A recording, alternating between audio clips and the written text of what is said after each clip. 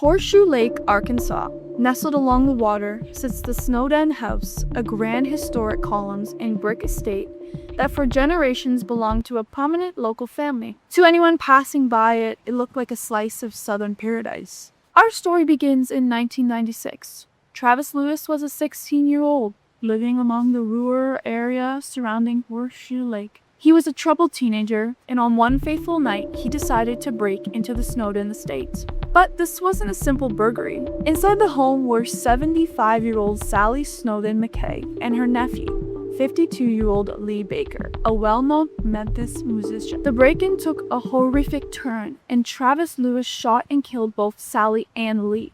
To hide his crimes, teenagers set the grand house on fire before fleeing. He was quickly captured, tried as an adult, and sentenced to 28 years in prison. For most families, that would be the end of the chapter.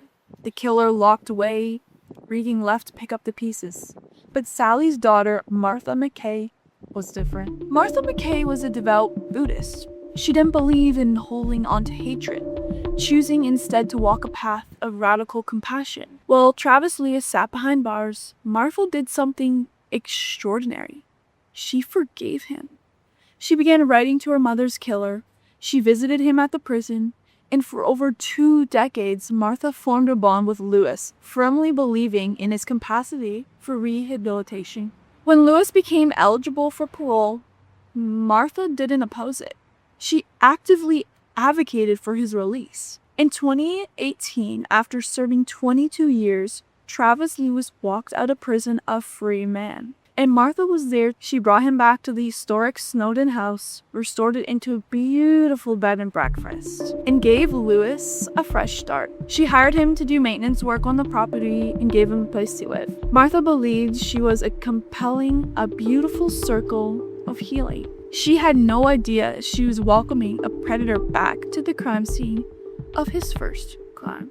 For a while, the arrangement seemed to work, but by early 2020, Martha discovered that money was missing nearly $10,000. Her trust had been violated. Realizing that Lewis was sliding back into his old destructive habits, Martha made the difficult decision to fire him and ban him from the property. But Travis Lewis wasn't finished with the Snowden House. On the morning of March 25, 2020, an alarm blared from the estate. Responding deputies from the Crittenden County Sheriff's Office rushed to the scene.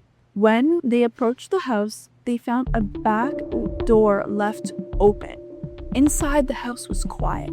As deputies pushed further into the house, they spotted a figure upstairs. It was Travis Lewis. Realizing the police were there, Lewis panicked. He ran into a second-story window, smashed through it, and leaped into the yard below. Lewis scrambled into the vehicle he had parked on the property, gunning the engine and making the frantic escape. But the ground was soft, the wheels spun, throwing up mud, and the car became hopelessly stuck in the yard.